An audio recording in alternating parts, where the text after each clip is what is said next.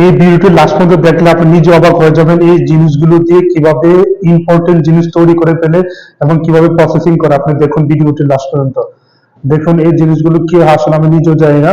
তো এগুলো কিভাবে প্রসেসিং করতেছে আপনি দেখতে পাচ্ছেন। এখন দেখতে পাচ্ছেন এগুলো শুধু পাটের মতো হয়ে গেছে, আমাদের দেশে যেরকম পাট, এই পাটের মতো হয়ে গেছে।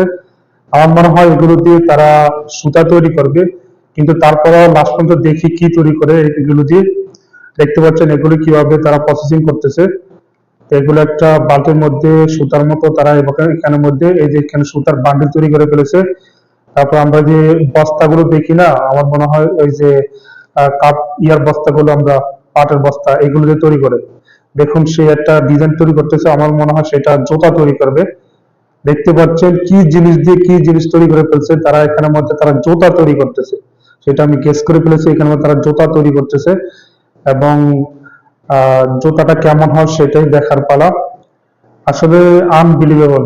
ঠিক আছে, দেখুন কিভাবে তারা তৈরি করতেছে, কিভাবে সেই কাঁচা মালটাকে ইউজ করে তারা এত দামি জুতা তারা তৈরি করে দিল। দেখতে পাচ্ছেন আপনারা, দেখেন কিভাবে জুতা তৈরি হয়ে গেল।